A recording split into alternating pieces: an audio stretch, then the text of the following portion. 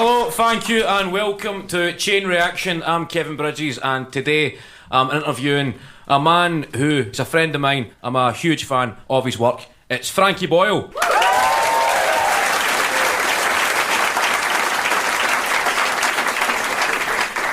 Cheers, Kevin. Frankie, I've never actually interviewed anybody before. I feel like a HND journalism student and I need to do this for my module. Ask me anything, Kevin. Ask you anything at all. Do you ever listen to the shipping forecast? I always found that sort of sublimely hypnotic.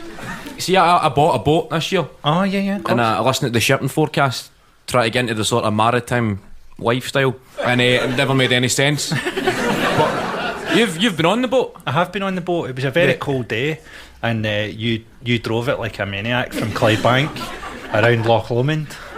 Well, what actually happened that day was we were actually mates off stage, yeah. Frankie and I, and I'd said to him, do you fancy going a cycle? Yeah. We'll leave for Glasgow and cycle to Loch Lomond, and Partick is the nearest area to where me and Frankie live, and Partick is where you ditched the idea of the cycle. Yeah. So I cycled and you get a taxi. I made it to Dumbarton Road from my house, and then you said, well, I'll join up with you in like 40 minutes up at Balloch, and then you appeared like 3 hours later, having been stuck in a housing estate. And you were in a shop having a rolling egg? I had 2 lunches. It was one of the least successful days of exercise of all time. But you expressed a bit of concern though. You text me saying, are you alright? Because obviously it was a lot longer than planned.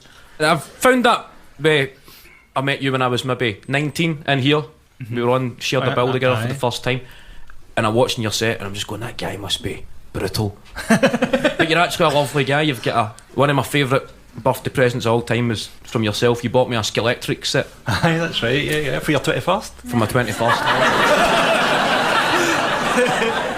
I've still got it. Alright, does it work? It works, it's still there. I've got it, so maybe we'll hook up for a game and you can abandon it at the first turn. Drop my egg roll on the bend. I'll hang about with you in the streets and I'm thinking maybe you're just going to start laughing at disabled people in the face. Walking up and booting guide dogs right in the muzzle. You're a good guy. I know, I think there's a thing in comedy, isn't there? Certainly the last 10 years or so, people kind of don't really understand the whole idea of what the persona is you adopt on stage. And what I had a review one time and the guy's going, I could accept what he's saying if he was a character act. And you think, well, where's that intellectually? I'd feel better about this if you were wearing a hat.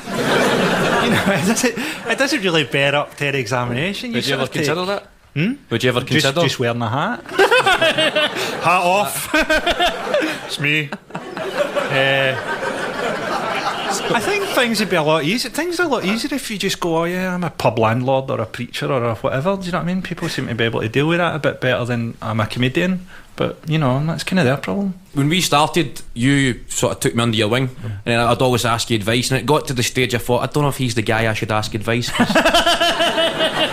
I'm a fan of your work, and I checked up on what you're up to today, and you're feuding with X Factor winner James Arthur. Yeah. Did you ever just wake up in the mood for a nice, quiet day? Zero scandal. I think it's partly been retired from the stand-up as well, man. The other day, we're driving back from Radio Clyde, and my pal goes, well, that's where one of the Bible John murders was. So I said, oh, let's go up and have a look. Right, so we drive up there, and I'm going, oh, this was a long way to come in a taxi for Bible John, right? let's drive up to the Barrowlands and see what was going. So I start theorising, maybe lived out sort of Scotstoun, Clydebank way, right? And I said to my pal, I said, we should get a map and put the murders on it, and then you just, any point where you're starting to get a map and put murder sites on it is a point where you need to get a job. Yeah, you've actually got a good backstory before comedy. You worked in a psychiatric hospital. See, that's show business though, man. We start thinking of backstories rather than lives. I've got quite a good backstory, you know what I mean? I worked for a year in a mental hospital, and that was a right laugh. Still have a good laugh at that. No, it was a really great job, but it was that thing as well where you sort of you saw the start of this. You know how prevalent kind of TV and fame kind of affects people now, because like In the old days, you ever read about it was like Napoleon was who people thought they were in an insane asylum, and then it was Hitler. So see the people I worked with who were like in their 60s, mid-60s, it was always Hitler. Hitler's after me. The Germans are travelling through time and all this stuff, right? It was always about Hitler. And nowadays it's always about TV. So if you see young people now who are schizophrenic and stuff, it's always like, oh, the TV's telling me to do this, or I'm in this show, or I'm on TV, or whatever. Do you know what I mean? And that's what I think is weird about actually doing TV is you actually are doing that. So you're in the same place as mental illness, essentially. There's probably somebody you used to look after who now thinks they're Frankie Boyle. I might be him. It was quite an interesting job though, because it was like, you start to wonder about, you know, where the line is and where we tell people things, you know what I mean? So I had a client who was a lovely woman, right, but she had a real like weight problem, and she was like she was a pretty ill person, and part of her care plan was she liked to get up and eat in the night, right, like in the dead of night, right. So you'd sort of come in when you're doing a sleepover and you'd find this, you know, pretty heavy woman in a wheelchair, and she'd be like eating a block of cheese out of the fridge, right, and you, oh, this is obviously terrible, and we'd sit down and have a meeting about it and that, and then eventually sort of started thinking, I eat cheese out of the fridge sometimes in the dead of night, do you know what I mean? So you're definitely retired. You're done with stand-up. I'm done with stand-up. I'm sort of moving more into hip-hop now. I'm moving on to the kind of London grime scene, man. I think it's partly just having little kids as well. You can't really be away for like, you know, I used to go away for like 6 months and stuff, and now they're a wee bit older. How are the kids? They're very jolly, very funny. My daughter's got into Faulty Towers recently, and she really, really loves it. But also there's part of that thing where you start to notice, oh, she's starting to notice I'm a bit like Basil. I'm a bit like, you know, your kids get to age sort of 9, 10 when they start to go, this guy doesn't really know what he's talking about. Doubt starts to creep in. The other one's 6. I'm quite enjoying still being, you know, seen as a figure of authority. And Fall's funny, your son? Yeah, he started writing jokes, which I find just really distressing. There's a short story I used to teach when I was an English teacher. What's it called? Exam Day. And it's all about a wee boy who's asking his dad questions over breakfast. He's going, how near's the sun? And his dad's 1,000 miles away. Shut up. Right? Why is grass green? Shut up, son. I've told you before, no questions and that. And you just think he's a really horrible dad. And then the boy goes off to school or whatever. And then at the end, he gets a phone call from some authority going, yeah, your son scored too high in the IQ test. We've had to kill him. You're going to have to turn up and pick up the body, right? And you realise it's actually set in the future. And that the dad was actually trying to stop his kid from being too intelligent. Do you know what I mean? Because of what he knows. And that is kind of how I feel every time my son tells me a joke. Just don't go down that road, son. Oh, you sound... You can tell you're a good dad, of course. That's what you're looking for. My dad was the exact same. I just think it's great we've put you on near the end of the chain, because there's every chance the series could get pulled. Yeah. Bible John, and now how you don't love your kids. You know, preparing them for the post-apocalypse. The thing. Is that something you think about, like doomsday? Not doomsday. You give that impression that you think about something horrific is going to happen at any minute. No, it's not just me, it's science. You know, there's a lot of things there where people are very negative about things like, you're like, well, you know, the scientists are saying the world's going to end quite soon. It's not the guys with placards anymore. It's like climate change experts going, you're all going to drown. I was on Richard and Judy one time, right, and this is the most... Yeah, I know. You want to hear the biggest bummer of a comedy introduction ever, right? There'd been floods in England, right? So they got on 2 flood experts on Richard and Judy, right? And they're both agreeing with each other, basically. They're experts in climate science. And Richard and Judy are saying, oh, this has been a bit bad. And the guy's going, it's beyond a bit bad. You know, Norfolk's going to disappear underwater within like 30 years, right? And you can tell Judy's kind of taking this to heart. Oh my God, right? She's just not thought about it, right? And she's just come to for long enough to get worried.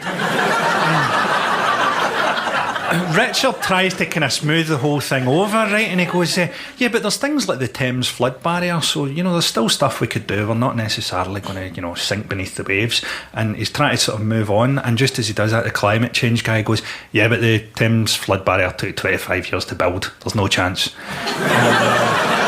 Richard just turns really smoothly and goes, anyway, some comedy.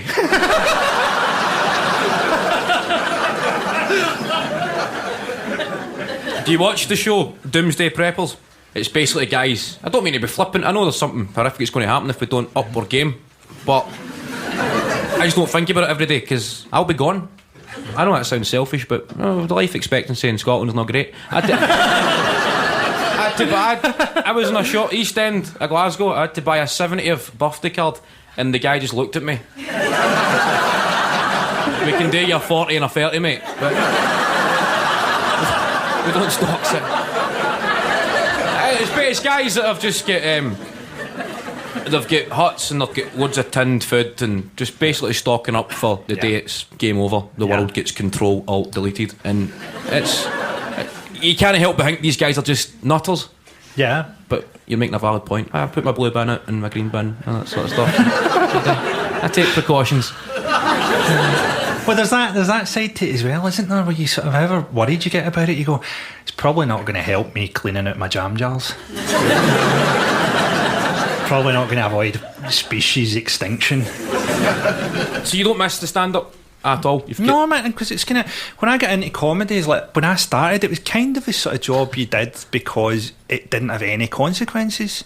And sort of some of the people I used to work with, they were sort of people who robbed a post office or something, And instead they got into this because you didn't have to sort of turn up on time, or and it didn't really matter what you did. And now now everything seems to be observed and then said to other people who don't like it. And to me, that's a strange thing. I had a thing that was like about. Remember the guy that did the speaking clock? The guy who did the speaking clock had just died that week, and I went, hopefully died on the third stroke. Right?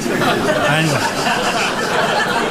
my agent got an email from a journalist, right? And this journalist at a broadsheet goes, Mr. So-and-so did in fact die from a series of small strokes. And I'm going to get in touch with his family. Do you want to pass along your apologies for this terrible joke? And I'm thinking, well, I've not told his family the joke. You're telling his family the joke. And there's a concept that is called author by relocation, right? Now the idea is that, if I screened a porn movie onto the wall of a local primary school, they wouldn't go and arrest Ron Jeremy for it, right? Someone else has told the thing. And for me, that happens.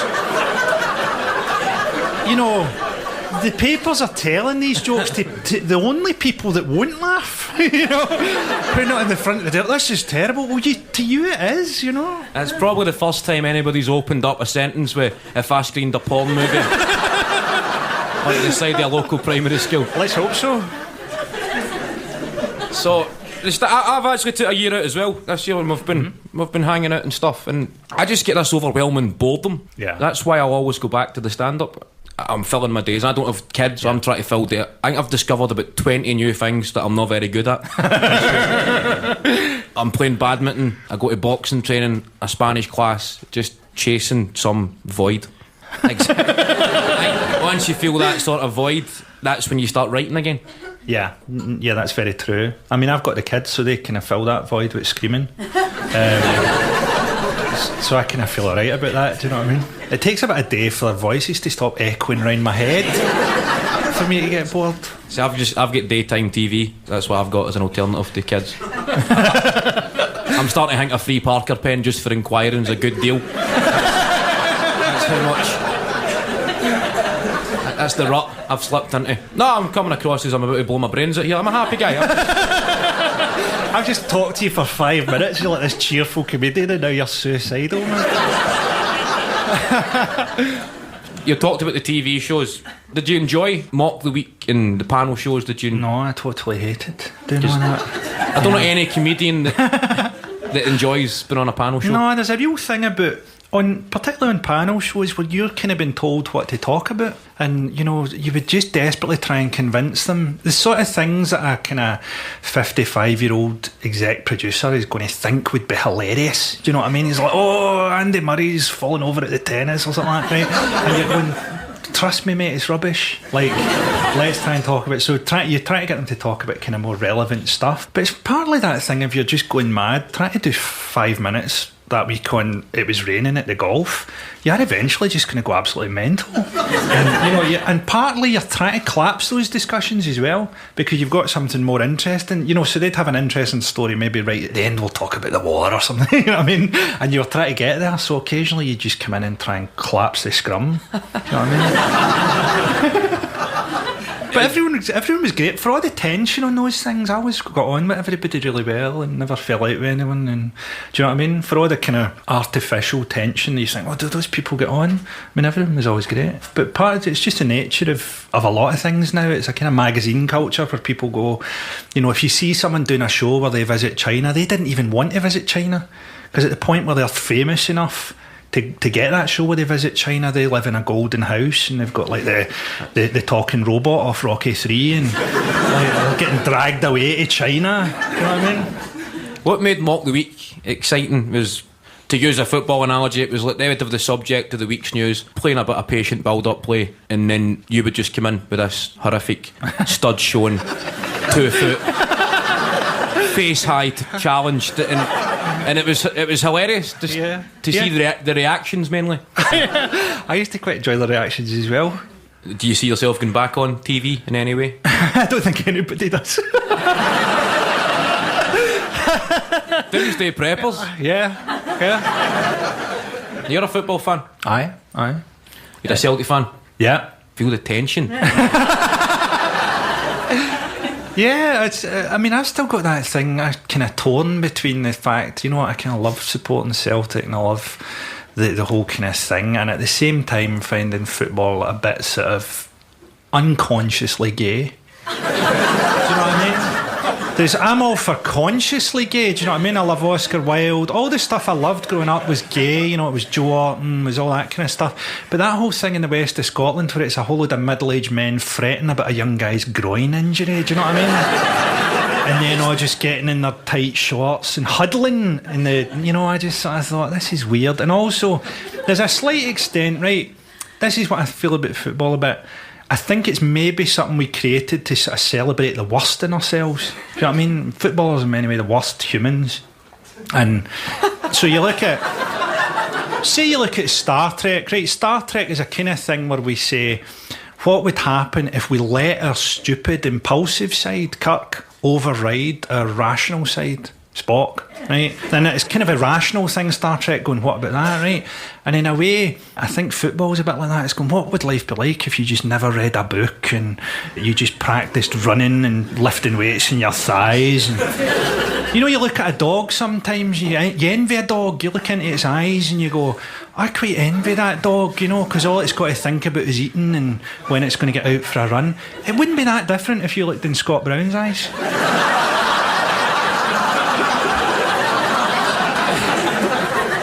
This would be great on TalkSport just to finish that way. Thanks for your call there. Okay. That was Frankie next on the line. It's Denise from Canvas Line. That's the other thing, right, is you can't be a normal human on a TalkSport thing, right? Radio Clyde always has that balmy phone in, right? So when Henrik Larsson was playing for Celtic, right, they have something about, was Larsson the same player after he broke his leg? And people are phoning in and going mental about it on various levels, right? And a guy phones in and goes, well, excuse me, gents, but every cell in Larsson's body will have been replaced since his leg break, so he's quite literally a different person, right?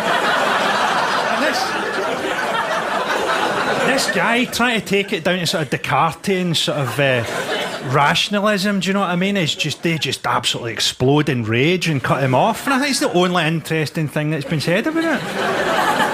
So you don't bother with the games anymore, I'm guessing, then you just... No, I went with you to a away game at Falkirk, but right. It seemed pretty harsh to me. There was a lot of family people in the Falkirk end who you described as getting a crash course in Irish history.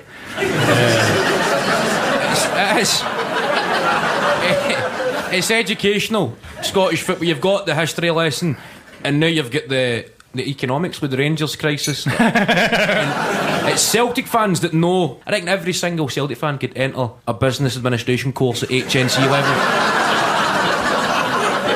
They know about employee benefit trusts and Every taxi driver, it's a company voluntary arrangement, mate. That's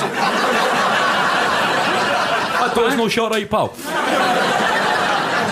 You ever do jokes about football in your stand-up? I do, yeah. I used to have the odd one or two, but I actually found it would light things up so much. Do you know what I mean? I used to have a thing about, like, you remember we had the Nazi Pope? It's a pretty confusing time for far-right Rangers fans, right?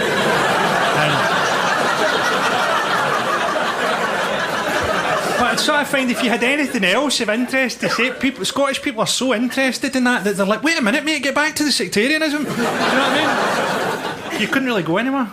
You're quite a political guy. On Twitter and in your interviews, and I've seen some of your stuff with the artist taxi driver when your hunger strike. I'm a hunger strike, yeah, that was good. How was your hunger strike? I never thought I'd end it. Absolute nightmare. It was like the guy that did it before me was like the lawyer for Sheikh Raymer, and he's in his 50s. And then it was a lady who's in her 70s took over from me, and they both sort of just said, oh, you know, it was no problem and stuff, whereas I was walking about this hotel like The Shining, like just absolutely gibbering. I was actually, for most of it, I was in Stratford-on-Avon. I was going to see Shakespeare. And you know how middle class English people just can deal with anything? It doesn't matter what it is, they can deal with it. Do you know what I mean? So people would just see it at the corner eye, just like convulsing in a corner, and they would just be like, oh, he's probably on a hunger strike or something. So how long were you on hunger strike? It was only a week.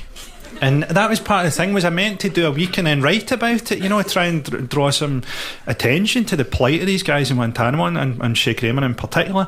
But I actually found it, because I'd found it so difficult, I couldn't write about it, because it was like, you get a tiny taste of what these guys are going through, but the big thing you get is you can't relate to it, that what's happening to them is actually so horrendous that you can't join in as a human being, even by just something as simple as denying yourself food for a week. You can't step in there, you know what I mean? That was kind of sad.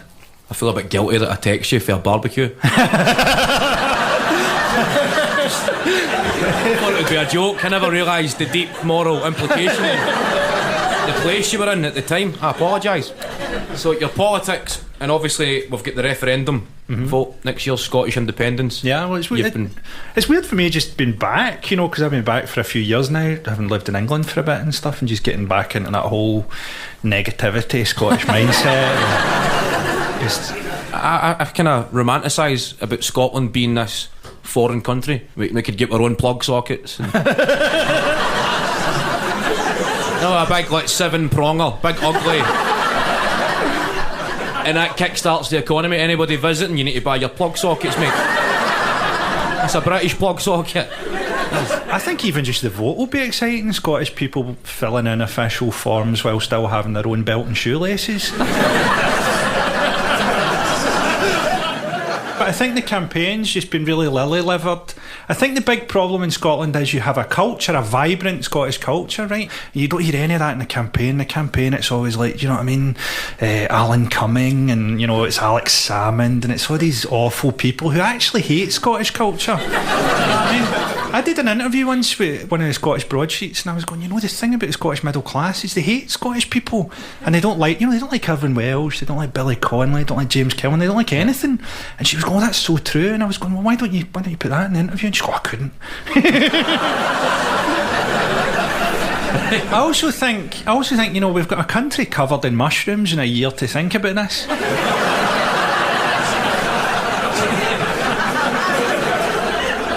You know, that thing of Scottish culture, you know, the culture people at Salmon try and make, do you know what I mean, which is like sort of a corporate culture, and what they have is that kind of, do you know when you see a grotty old bar that's been changed into a kind of style pub, and the people in the pub are still sort of old dossers because they're sort of tied to that piece of ground, you know, like a ghost would be. I think that's kind of what Scotland is, do you know what I mean? We've got this framework gets thrown up around us, it's nothing to do with us, and our culture's actually really vibrant and something that we should try and project, get away from these people. Get our own royal family as well. Just get the phone book out, pick a house at random, that's the McGlashan family, that's the royal family. 24/2 Kinfons Drive, that's what I know they live in a flat, but it's the royal family. I don't think we could stand that for anybody. Scotland's too negative for that. I think we'd end up with something that was like a national lottery where the person with the winning ticket was someone you got to go around and beat to death. And you're just sitting there hoping it's an address near you and then descending on them like zombies, man. But it's just a pity that we've got such a kind of insipid campaign. But then that's life, isn't it? I mean, we're led by the least among us. You know, you're never going to find people who are at the top in this kind of framework of society who are any good. It's Salmond as well. I reckon at the end he's just going to have a meltdown when it's all going to come out that you get a knockback for an English girl on holiday. When he was 15 and that's been fueling the whole campaign. Just going to break Claudia. So, anything else you want to talk about? Anybody got a question and I'll just rephrase it as mine? How about you, sir? What's your name? Ian. Ian. Any questions, Ian? Would I go back to teaching? Hold on. Let me get the link in. Frankie.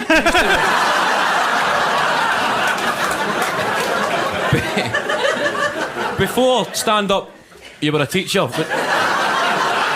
Would that be something you would consider going back to?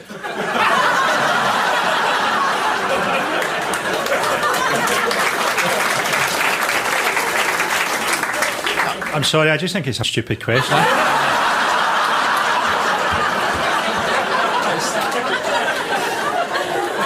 Why would you ask that on the back here?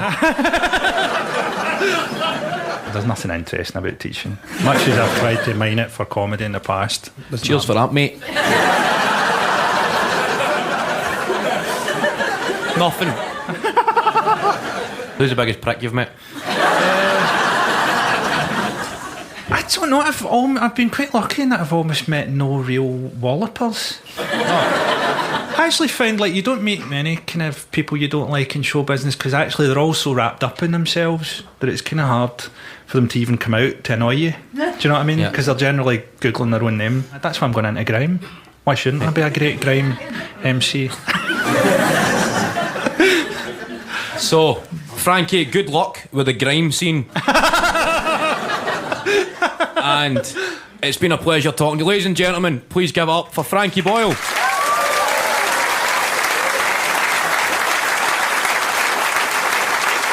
You've been listening to Chain Reaction with me, Kevin Bridges, my guest, Frankie Boyle, produced by Carl Cooper.